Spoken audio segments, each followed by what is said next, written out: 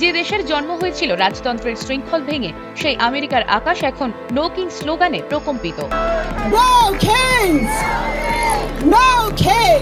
নিজের দেশের নাগরিকরাই যেন বিরক্ত ট্রাম্পের ওপর। দ্বিতীয় মেয়াদে ক্ষমতা গ্রহণের পর তার বিতর্কিত সব সিদ্ধান্তের প্রতিবাদে রাজপথে নেমে এসেছে লাখ লাখ মানুষ। ওয়াশিংটন থেকে লস অ্যাঞ্জেলস, সবখানে সাধারণ মানুষের একটাই দাবি, গণতন্ত্রের পবিত্রতা রক্ষা করা। এবারের আন্দোলন মার্কিন ইতিহাসের সব রেকর্ড ভেঙে এক নতুন মাইলফলক স্পর্শ করেছে, যা প্রমাণ করে দিচ্ছে মার্কিন জনগণ তাদের গণতান্ত্রিক অধিকার রক্ষায় কতটা আপোষহীন। তবে কি শেষ হতে চলেছে ট্রাম্পের ক্ষমতা? যুক্তরাষ্ট্রে আবারও উত্তাল হয়ে উঠেছে রাজপথ।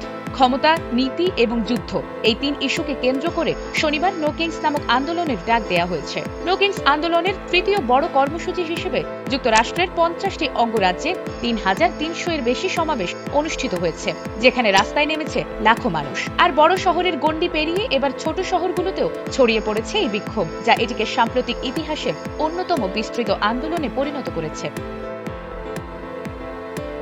আন্দোলনের কেন্দ্রবিন্দু ছিল নির্বাহী ক্ষমতার অপব্যবহারের অভিযোগ, তবে বাস্তবে এতে যুক্ত হয়েছে বহু ইস্যু। ইরানকে ঘিরে নতুন যুদ্ধের আশঙ্কা, লাগামহীন দ্রব্যমূল্য, কঠোর অভিবাসন নীতি এবং গর্ভপাত অধিকারের সীমাবদ্ধতা। এসব কারণে প্রেসিডেন্ট ডোনাল্ড ট্রাম্পের বিরুদ্ধে জন অসন্তোষ আরো তীব্র হয়েছে। এ বিষয়ে মিনেসোটার গভর্নর বলেন, গণতন্ত্র হুমকিতে পড়লে মিনেসোটা কখনো নীরব থাকবে না, আর তাই সবচেয়ে বড় সমাবেশটি হয়েছে মিনেসোটাতেই। অন্যদিকে লস অ্যাঞ্জেলসেও লক্ষাধিক মানুষের ঢল নামে। অংশগ্রহণকারীরা বলছেন, অর্থনৈতিক চাপ এখন মানুষের প্রধান উদ্বেগ, যা যুদ্ধ পরিস্থিতির কারণে আরো বাড়ছে।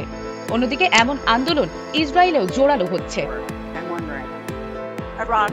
এর আগে গত অক্টোবরে প্রায় ৭০ লাখ মানুষের অংশগ্রহণে যুক্তরাষ্ট্রের সর্ববৃহৎ বিক্ষোভ হয়েছিল।